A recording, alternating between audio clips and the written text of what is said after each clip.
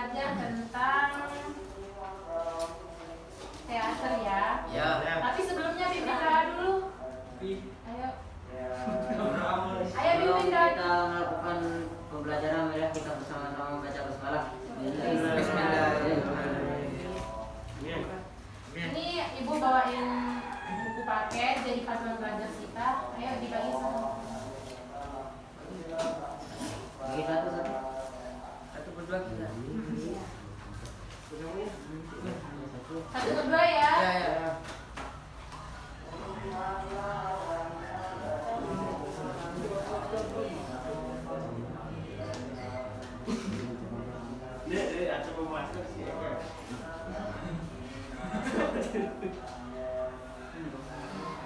Kita belajar tentang seni peran bab 1. Buka halaman Berapa? halaman 7. 7. Iya.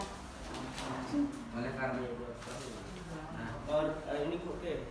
Iya ya yang ada gambar hitam putihnya. Ya, yang ini tuh. Iya.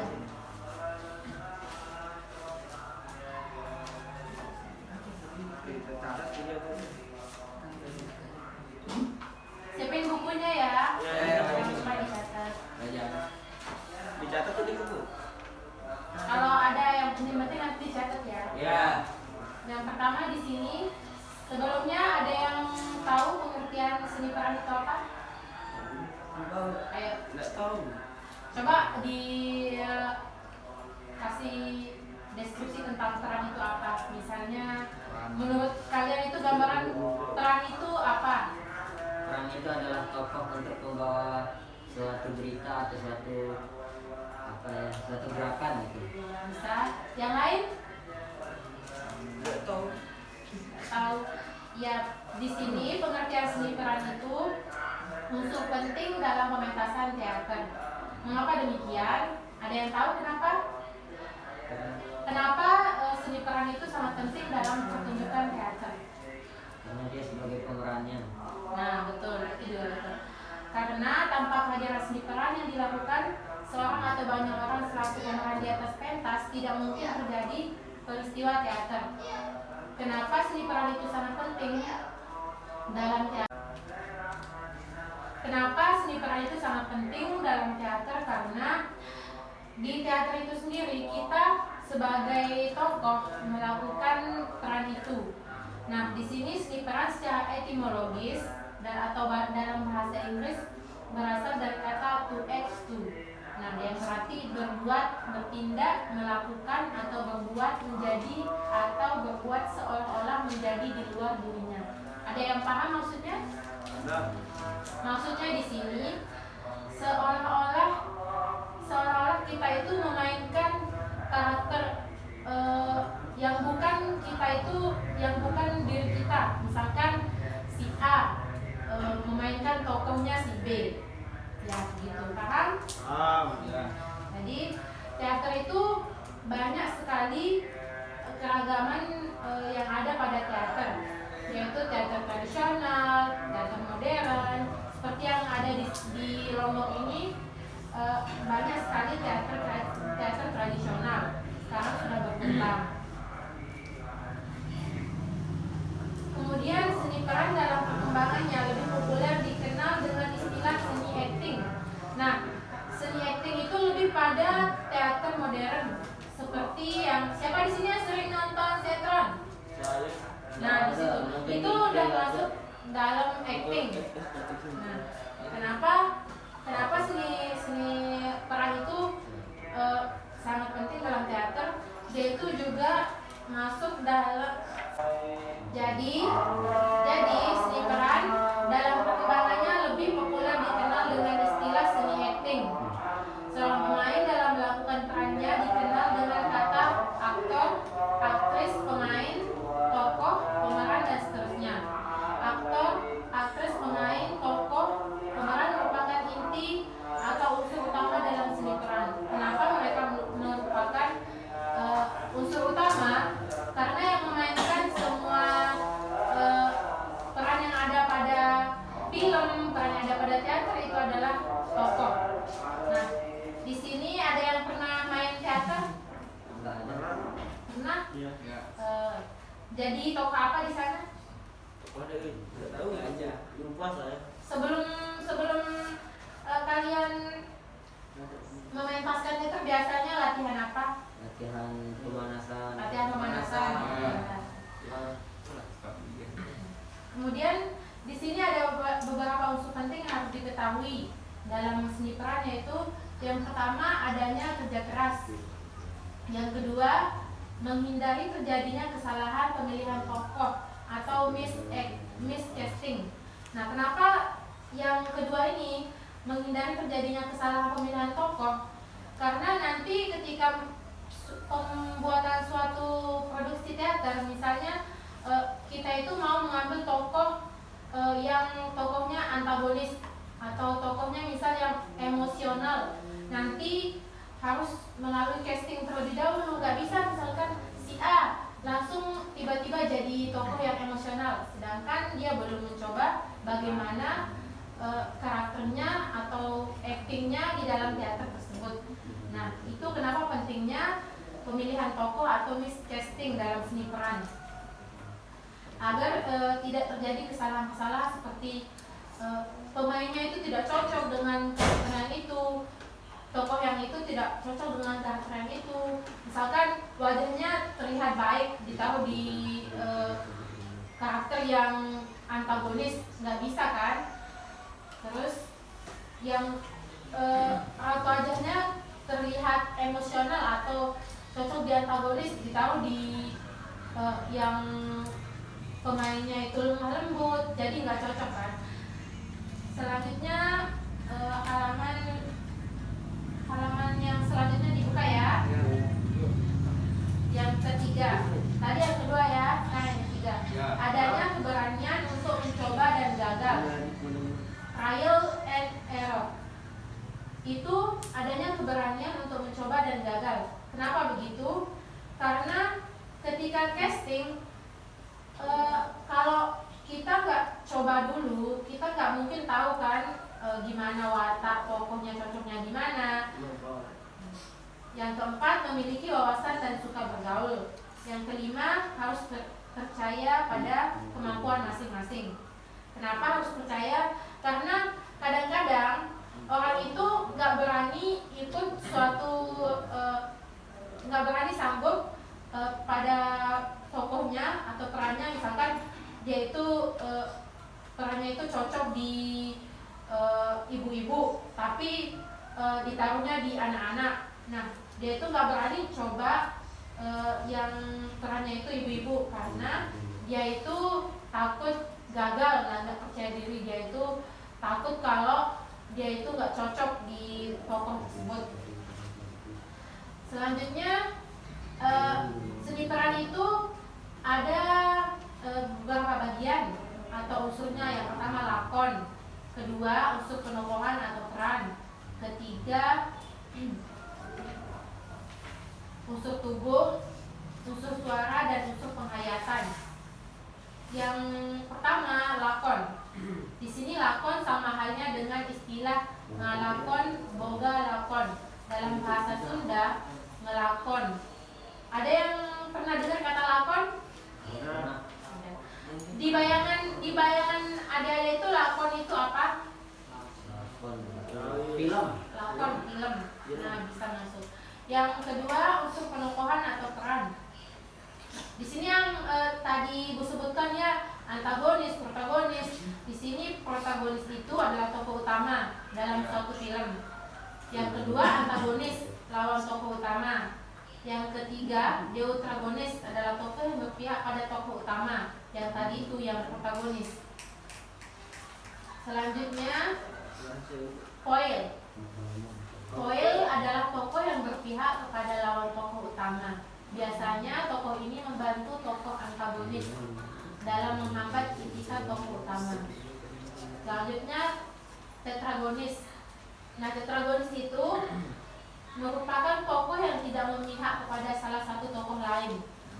Tetragonis ini netral, dia tidak berpihak pada tokoh antagonis atau tokoh protagonis. Selanjutnya confident, adalah tokoh yang menjadi tempat pemutaran tokoh utama. Pendapat-pendapat tokoh utama tersebut pada umumnya tidak boleh diketahui oleh tokoh-tokoh lain selain tokoh tersebut dan penonton. Kemudian rasioner adalah tokoh yang menjadi corong bicara pengarang. Dan yang ketiga dari unsur seni peran tadi itu adalah unsur tubuh. Unsur tubuh. Nah, di sini unsur tubuh itu sangat penting. Kenapa sangat penting? Ada yang tahu kenapa sangat penting? Tidak tahu. Kenapa ya? Coba dijawab sebisanya, sependapatnya aja. Kenapa dalam seni peran itu unsur tubuh itu sangat penting? Nggak tahu. Ya. Kenapa sangat penting? Karena ketika kita melakukan acting itu kan ini semua kaki, tangan kita, mulut kita, mata kita semuanya itu berfungsi. Jadi sebelum melakukan acting atau sebelum bermain teater di suatu tempat itu kita sebaiknya olah tubuh. Kenapa sangat penting? Karena nanti misalkan vokal kita ini kurang bagus, nah nanti ada latihan vokal. Kemudian tangan kita atau tubuh kita ini kaku. Nanti ketika kita main misalkan ada adegan berkelahi kan nggak bisa langsung to the point atau langsung saling pukul-pukul gitu kan? Ya. Paham kan? Paham. Nanti ada istilahnya olah tubuh. Ya. Kemudian unsur penghayatan. Kenapa unsur penghayatan ini sangat penting? Di sini unsur penghayatan itu sangat penting karena kita itu harus mendalami apa yang ada pada karakter kita itu. Misalkan karakter kita itu menjadi yang tadi Ibu sebutkan, contohnya karakter ibu-ibu. Sebelumnya kita harus mendalami karakter itu, membaca naskah, memikirkan bagaimana kita menghayati bagaimana karakter ibu-ibu itu, supaya walaupun kita itu sifatnya kekanak-kanakan, tapi kita bisa mencoba dan lebih mencoba berusaha menjadi karakter ibu-ibu itu. Ya. Bisa dilihat yang selanjutnya, halaman selanjutnya ya, dibuka. Ya, ini itu Halaman mana boleh? 21 ya, tadi kan 20. Oh iya. Abbas.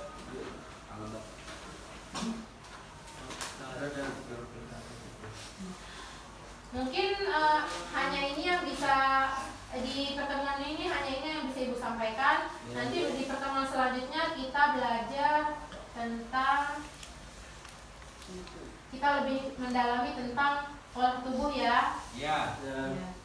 Jadi tugasnya sebelum masuk kelas besok, baca dulu yang di halaman 23 sampai 25. Ya benar. Di sana ada latihan soal, bisa dibaca-baca, nggak harus dijawab, tapi 1 sampai 10 itu kok? Iya, 1 sampai 10. Jawabnya sama-sama, jawabnya sebisanya aja, tapi kita latihan olah tubuh di pertemuan selanjutnya. Iya. Ya. Baiklah, sekian. Assalamualaikum warahmatullahi wabarakatuh. Waalaikumsalam. Untuk mengakhiri pertemuan ini, marilah kita ucapkan hamdalah, alhamdulillah. Semoga ilmu yang kita pelajari hari ini barokah dan bermanfaat. Amin. Assalamualaikum.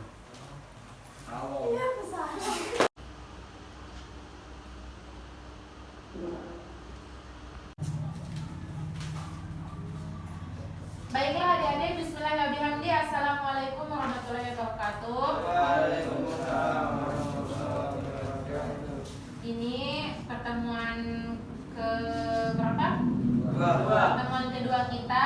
Setelah kemarin kita belajar tentang seni peran, ya, teater.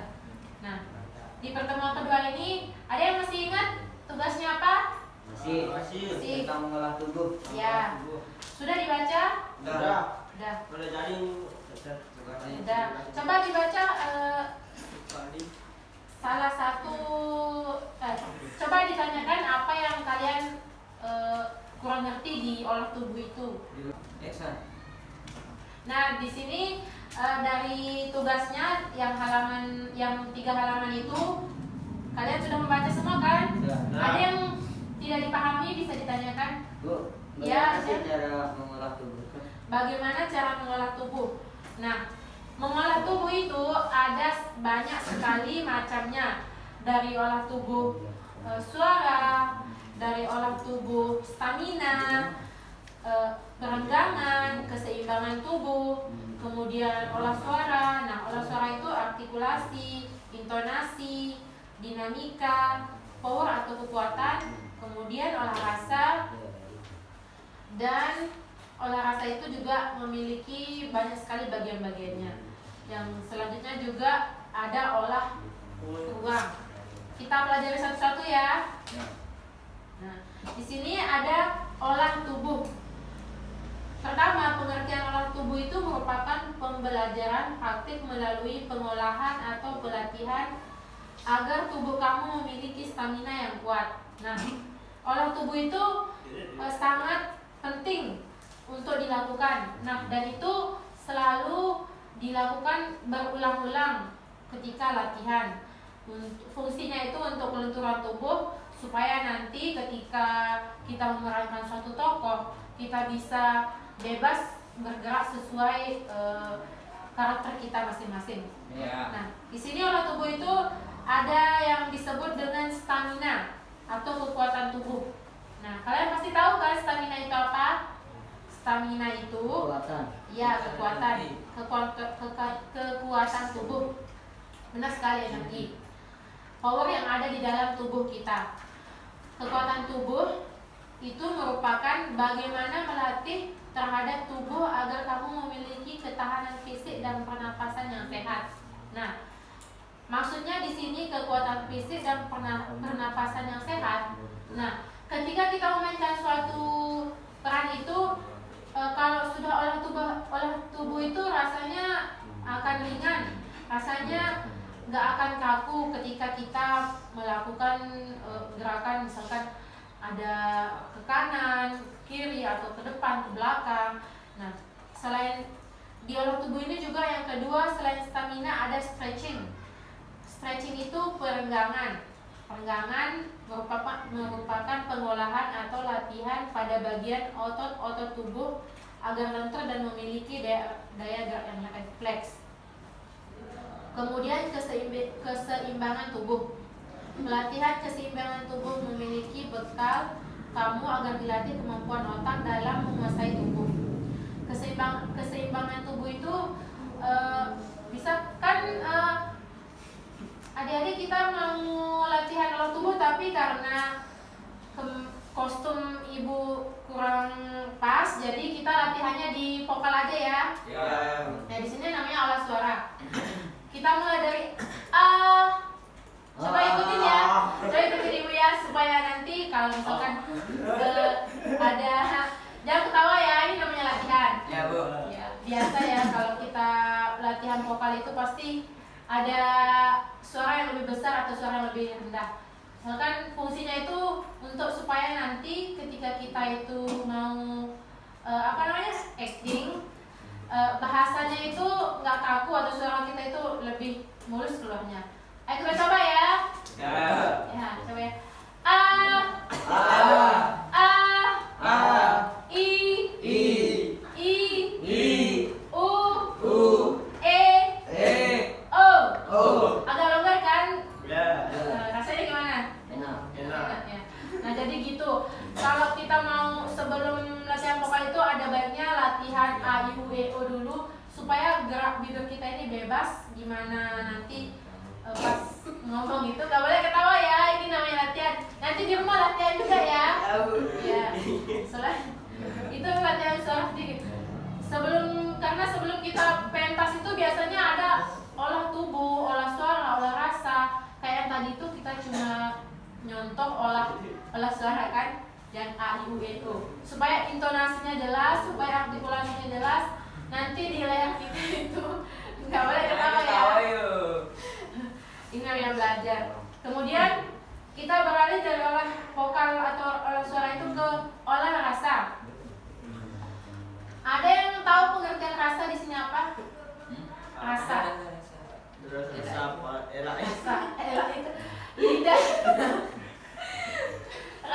itu? Ayo, siapa yang bisa rasa? Menurut pandangan kalian? Rasa. Rasa? Iya. Apa itu rasa? Rasa itu adalah mencicipi.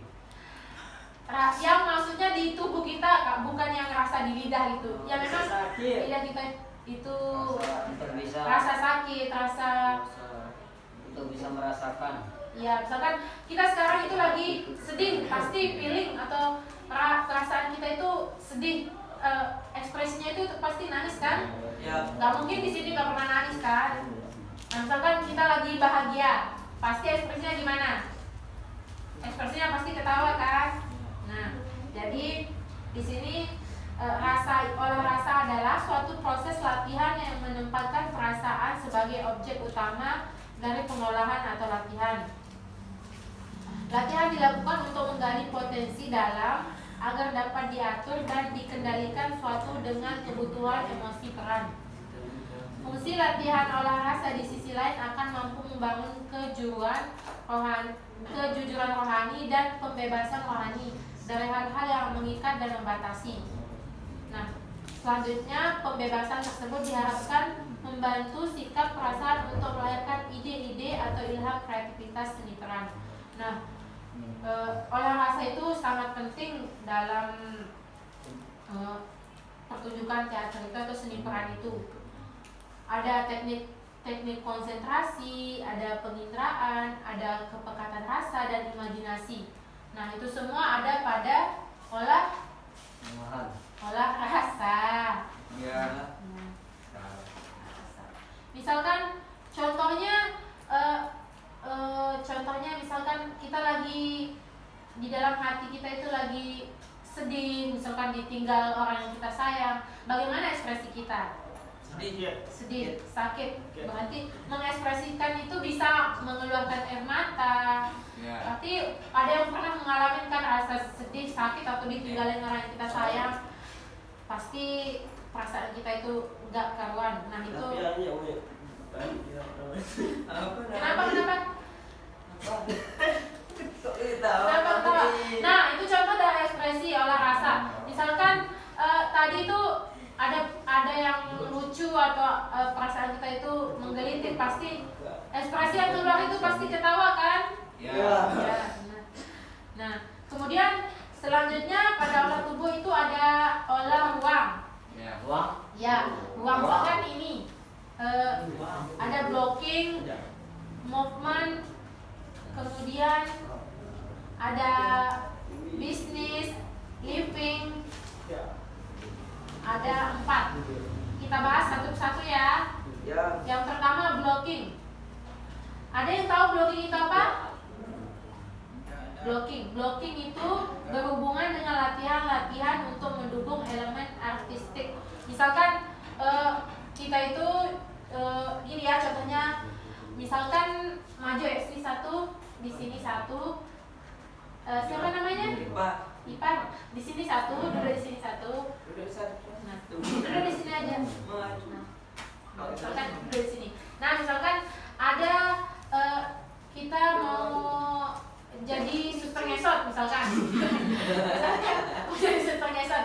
Nah, pasti ada lihat kiri kanan itu udah hafal kan?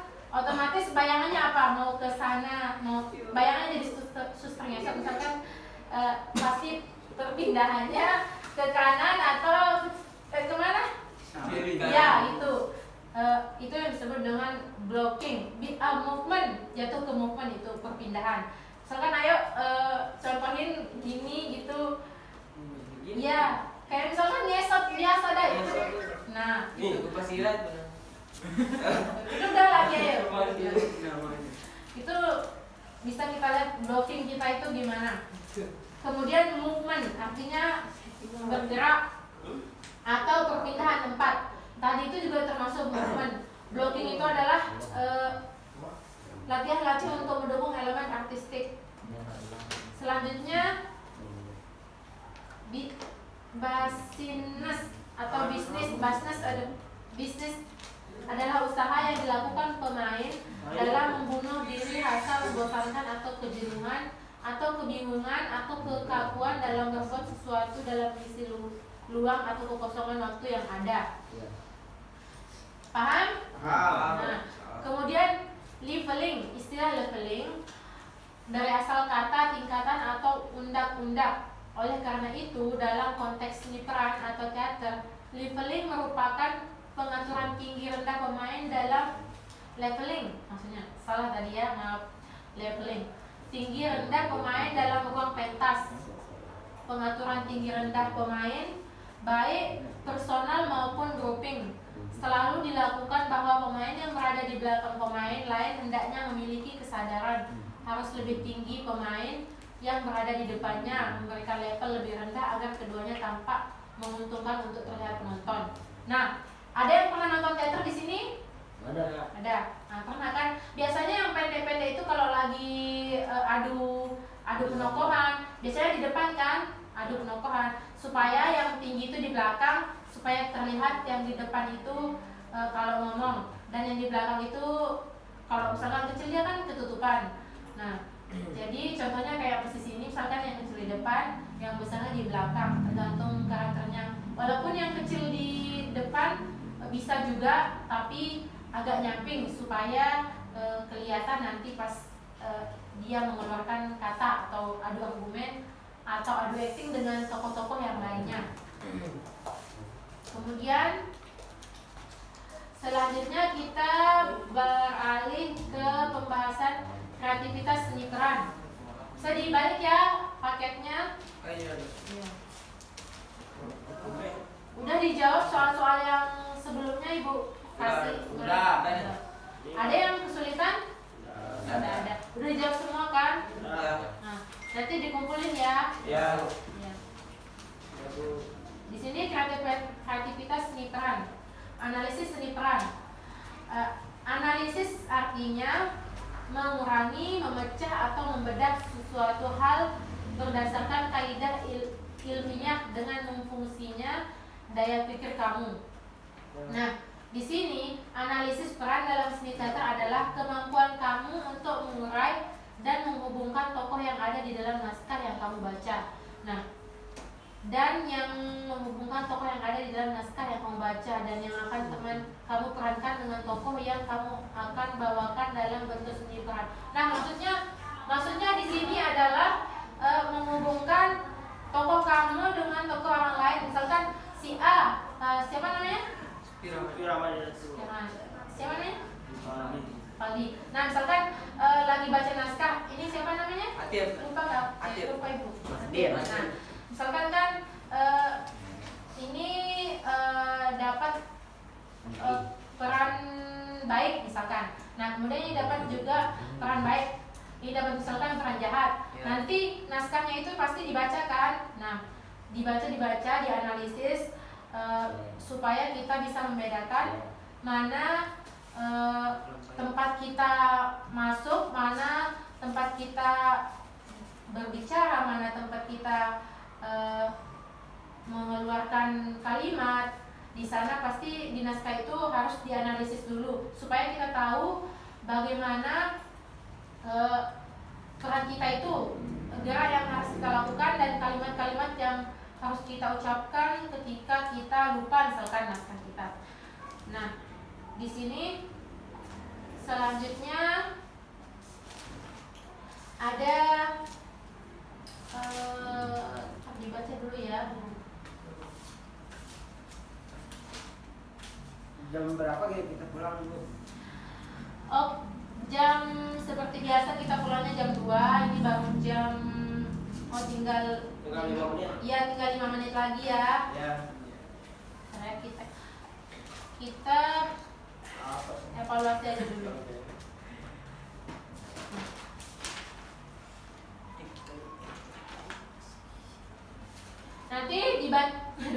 Nanti dibaca juga ya yang misalnya itu karena waktu tinggal sedikit.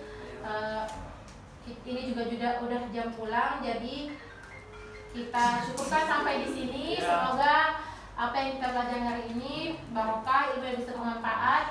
Kalian bisa nanti di pertemuan selanjutnya atau di pelajaran selanjutnya kita bisa belajar di luar, olah tubuh, bisa besok pakai kostum olahraga ya. Ya. Ya. Jadi semoga yang kita dapatkan, semoga bisa belajar pada siang hari ini barokah dan ilmu yang bermanfaat, berguna untuk kita semua. Untuk mengakhiri pertemuan kita kali ini, mari kita sama-sama ucapkan alhamdulillah. Alhamdulillah.